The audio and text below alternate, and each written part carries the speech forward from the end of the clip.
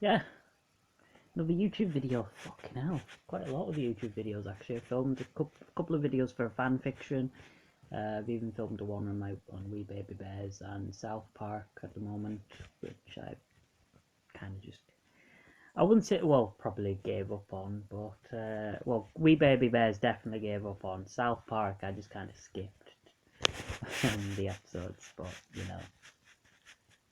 there we are. I kind of want to talk about the Batman. Just came out in theaters. It's been out since the 4th, actually. Premiered worldwide on March 4th.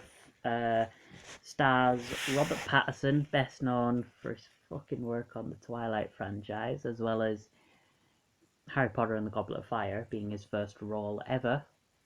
No joke. Yeah.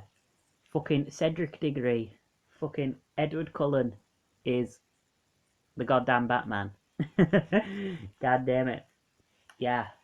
So I got up around, I would say about 11, 12, whatever, PM, PM, AM, my time, UK Standard Time.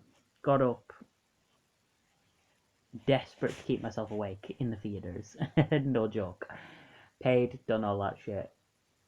Desperately tried to stay awake for trailers. I didn't mind actually falling asleep. If I fell asleep during the commercials at the beginning of every movie, because first it's commercials, then it's trailers for upcoming movies, then it's the actual movie itself, and then credits, and then fuck off. um, so yeah, do that, and I'm I'm there keeping myself awake. Get through some amazing trailers, and I was, to be fair, losing my mind. I was fangirling quite a bit at seeing trailers for the likes of Doctor Strange in the Multiverse of Madness, Morbius, um, even seeing advertisements for Sonic the Hedgehog 2. I fucking lost myself at that. I'm not gonna lie. um, I'm definitely looking forward to them three movies. Obviously, two being Marvel and one being Sonic the Hedgehog. So yeah, so we get through to the actual movie, and it's actually a really damn fucking good movie. Really damn fucking good movie. I had very low expectations, being that the lead actor is Robert Pattinson, you know, Twilight fame. Um, and I'm not a huge fan of the Twilight movies. I've seen the first three. Uh, the first movie, New Moon and Eclipse, and they're god fucking awful. And I think at one point I seen one of the Breaking Dawns, one of the two-parters. I can't remember which one. Not that I want to, because they were shit anyway. But and I obviously seen Harry Potter and the Goblet of Fire, which is Robert Pattinson's first ever film role. So yeah, I was very fucking scared that this character is gonna get absolutely murdered because it's Robert Pattinson in the bat suit. I honestly was expecting the worst. But what I was actually quite surprised with how well he handled himself. He didn't handle himself well in building the movie up. I mean, he didn't really understand the Batman lore, the understanding of the character. He, he basically nearly he basically pissed off a lot in the comic book community, the comic book nerd community. um, which isn't a surprise because he had this kind of thing with Twilight as well. So yeah, wasn't very good going forward looking into it. But he kind of surprised me. I actually debated a lot with myself, thinking he's probably going to be a great Bruce Wayne, but a fucking shit Batman. As Bruce Wayne, he was okay. There wasn't really much to say about it. Not much. I could say about it, it's just Bruce Wayne, done okay. Basic cookie cutter shit, you know, bland as bread. Um, but as Batman, holy shit, I was actually quite surprised. The suit looked amazing, by the way. The suit just looks fucking fantastic. And they actually built suspense around, you know, his portrayal, because I'm guessing a lot of people would have thought, oh my god, if we just show him immediately in the bat suit, then we're all just kind of going to piss ourselves laughing, because obviously we're well acquainted with his prior roles in the Twilight franchise. Um, you know, especially if you get like a shot of like the light shining on Robert Pattinson, you know, Twilight. um, then it's just going to be like, oh no, we've killed him, we've killed Batman.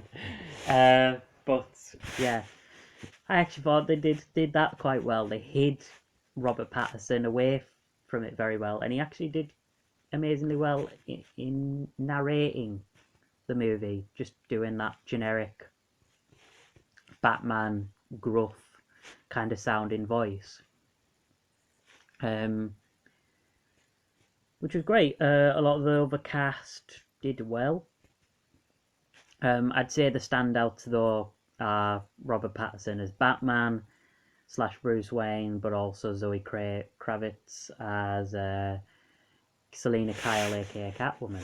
And this is the second time she's voiced Catwoman. The first time being in the Lego Batman movie, so she's no stranger to voicing Catwoman.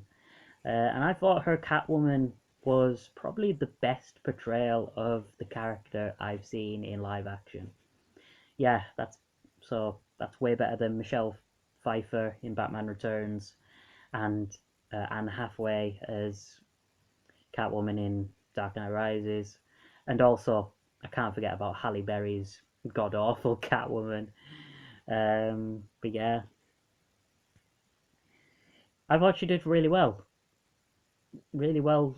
Good, a really good job as Catwoman. You know, flirty, mischievous, a great character. The rest of the cast I thought were okay. Carmine Falcone was okay. Oswald Cobblepot, aka the Penguin, was alright.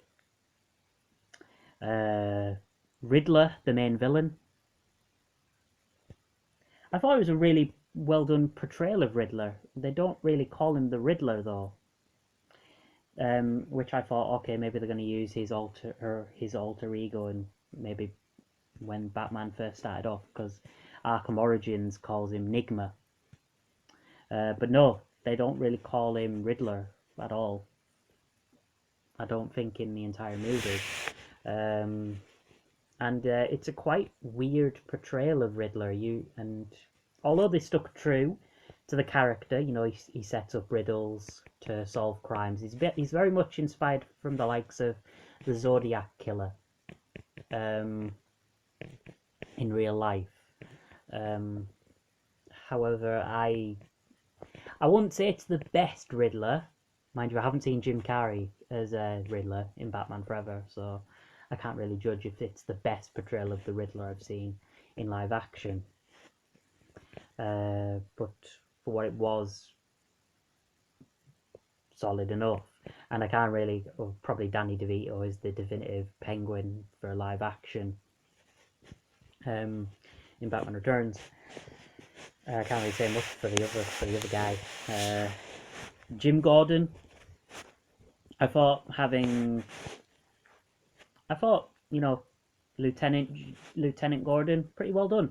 And in fact, the Batman is going to be setting up a lot of sequels. I think it's going to set up a sequel for HBO Max, or in a theatrical release. But it's also going to set up two series. I think it's going to set up a Penguin series and a GCPD series. And so we'll eventually get to the likes of Commissioner Gordon.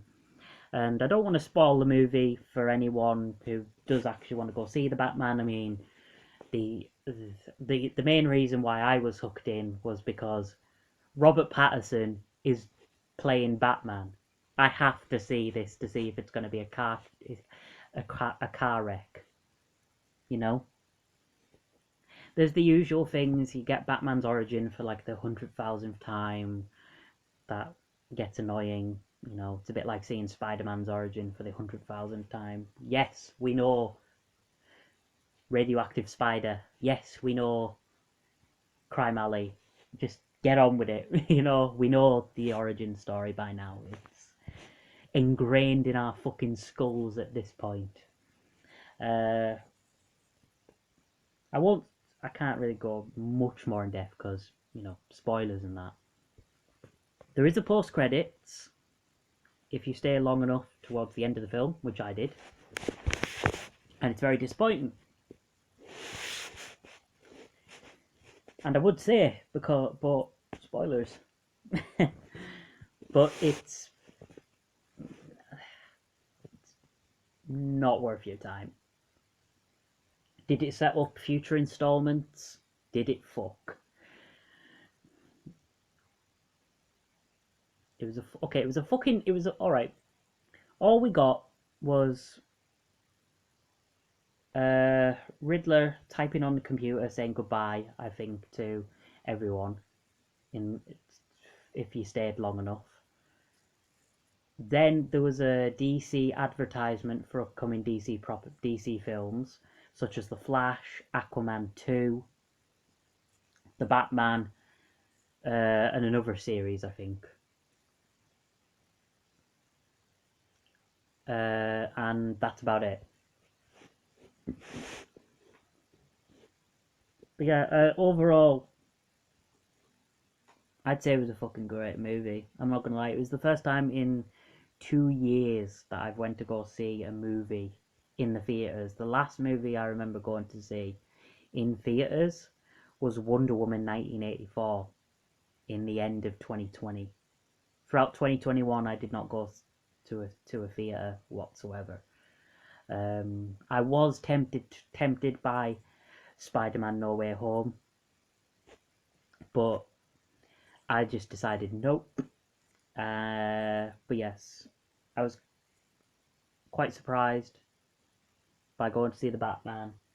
I had very low expectations,